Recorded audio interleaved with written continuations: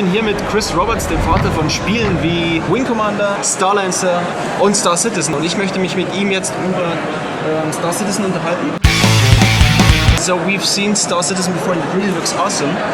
But besides the great graphics, what can we expect from the full game?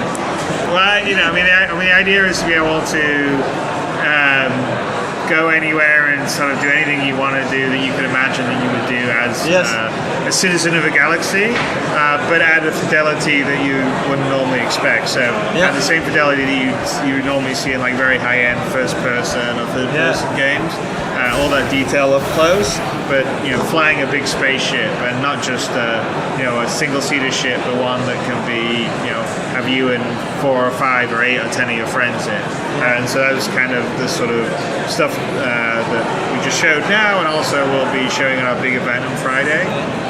But to sort of explore around the universe and sort of make your own stories up that's the core part of Star Citizen. It's going to be a big open universe, what we call a persistent universe. And then we're not showing right here, but we have Squadron 42, which is a sort of single-player game. This like Wing Commander that's going to be very cool. We're going to be talking and showing parts stuff about that at CitizenCon, which is on October 10th. Sounds great. So lots of stuff. We're working on a lot of stuff, and it's mostly because we've had all these great support from gamers out there that have supported and joined and allowing us to build a game. And I don't think there's another PC game that has this kind of budget or ambition at the moment, and that's only because of the gamers out there. Yeah, Star Citizen is the most well crowdfunded game in history. Yeah. So why do you think so many people want to invest in Star Citizen? Well, I think that the dream or the idea of flying around in this sort of sci-fi universe at this detail is what people want. It's what I want. So that's what we're trying to build. I mean, it's one of the reasons why it's taking. It's taking a while, right? Yeah. I think it's taking longer than most people want, including us. Although, compared to other big projects, how long will it take? Well, it's probably about another year and a bit. Okay. I've always said sort of the persistent universe by the end of 2016. And of course, we'll keep on building and adding things to it and everything else. But no, I'm quite excited what we're going to show this Friday, because it shows a lot of the foundational technology that allows that awesome. sort of big world. And it's got lots of bugs. It'll be much better on Friday. I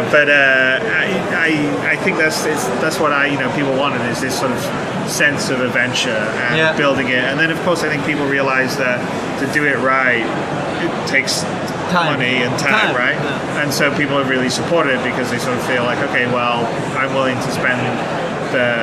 to wait around to have something done right, and we also try to share as we build. So we let people play, people can play Arena Commander now. They'll be playing the sort of first-person shooter part of it pretty soon, and this multi-crew stuff will be later on, after CitizenCon. So people can sort of experience, give feedback as we go along, and then we pull it all into sort of this bigger world. And hopefully, when it's all said and done, people will be. They will be happy. I hope so. We'll see. Yeah, and all your games are set in space. Why is that so? Well, I like space. Let me guess, you like space? I do like space, it's funny. It's not only, I like fantasy too. I made my first game I made in America was called Times of Law, which was a fantasy-based game. I know. I guess, ever since I saw Star Wars as 8, I was kind of fascinated by science fiction and space. And I've loved also, read, sci-fi books, novels, watched all the movies. So I think there's just space sort of feels like this big scale, it's possible. There's no boundaries, there's no limits. A new hope. And exactly. And whatever you can imagine, you can do, basically. So I sort of like that. I like that idea. It's a lot of fun, sort of building this universe up, because we're getting to. I was doing movies for quite a while, and you do some really cool stuff in movies, but you never get the chance to build the universe the way we're building. So we're building this whole universe out to a level that I've never had the opportunity to do before, and it's really creatively fun. It's great. And what is your favorite game set in space? Besides Star Citizen? Do you have one? My favorite game set in space besides Star Citizen. Could be your own game. No, you don't want to say your own ones. No, I enjoyed the Mass Effect games quite a lot. A long time ago, supporter of the new Elite, David Braben. Oh, okay. So that's cool. No Man's Sky looks pretty interesting, so I'm looking forward to checking that out. No, I generally like space games. They're kind of they're fun. I mean, it's only recently that there's this kind of game that's been around. I mean, sort of I announced Star Citizen, and now there's quite a few flying around the space shooting games, which is cool. So I'm quite happy with that. Hopefully I'll have some time to play some of them, because my problem is I'm working on this all the time, so I don't have that much spare time. But do you have to say something to your fans out there?